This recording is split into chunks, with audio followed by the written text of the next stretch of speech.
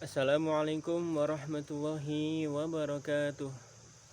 Baik teman-teman, di video kali ini saya akan mengurai sedikit tentang TPQ. Apa itu TPQ, tujuan pembelajaran, dan lain sebagainya. TPQ merupakan singkatan daripada Taman Pendidikan Al-Quran. Ialah sebuah lembaga pendidikan non formal yang di dalamnya terfokus pada pengajaran-pengajaran dasar agama. Namun yang paling ditekankan adalah pembelajaran mengenai membaca Al-Quran. Kemudian apa saja sih tujuan dari pembelajaran TPQ ini? Yang pertama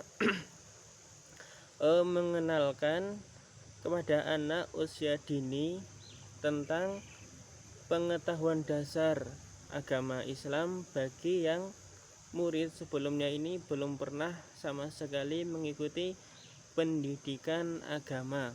Yang kedua, meningkatkan dan mengembangkan dasar pengetahuan dasar agama bagi anak yang sebelumnya pernah mengikuti pembelajaran agama seperti halaqah rumahan ataupun halaqah di masjid-masjid.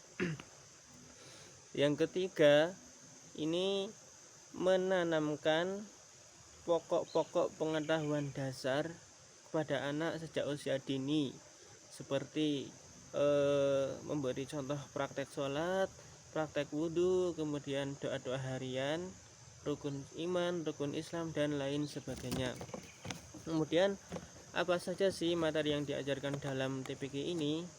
Materi yang diajarkan dalam TPQ ini seperti membaca dan menulis, menghafal suratan pendek dan doa-doa, kemudian pemahaman terhadap kaidah-kaidah dasar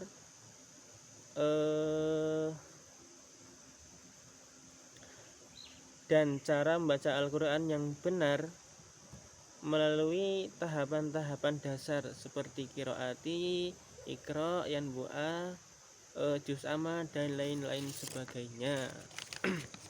Kemudian apa sih kegiatan murid dari mulai masuk sampai keluar? Biasanya murid datang ke TPI, kemudian mereka semua berkumpul untuk membaca doa secara bersama-sama di suatu ruangan ataupun di halaman. Kemudian setelah membaca doa bersama-sama selesai, mereka diarahkan ke kelas masing-masing. Di dalam kelas mereka secara bersama-sama mengulang kembali hafalan yang telah mereka hafal, seperti hafalan suratan pendek, kemudian doa-doa harian.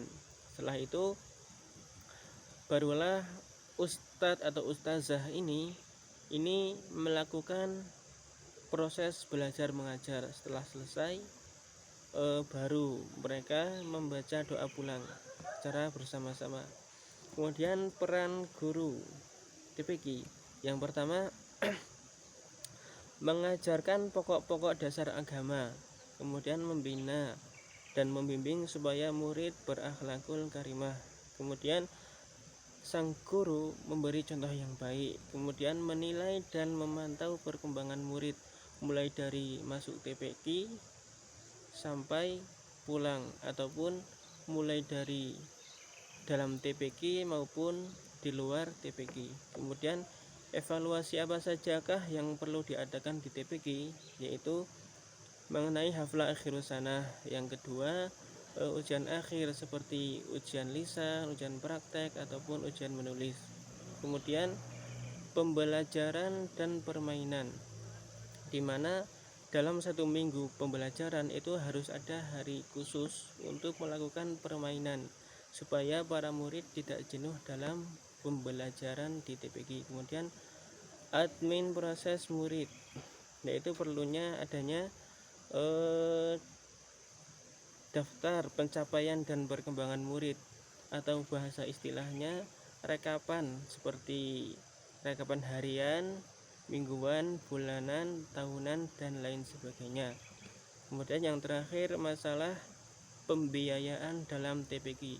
Untuk pembiayaan dalam TPQ ini banyak sekali faktor yang mempengaruhinya, seperti kelengkapan sarana dan prasarana gedung, kemudian ada atau tidaknya seragam TPQ, dan agenda-agenda atau rencana-rencana lain yang dapat memakan biaya.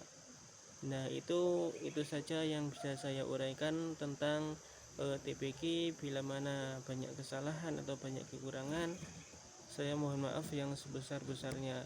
Akhirul kalam, wassalamualaikum warahmatullahi wabarakatuh.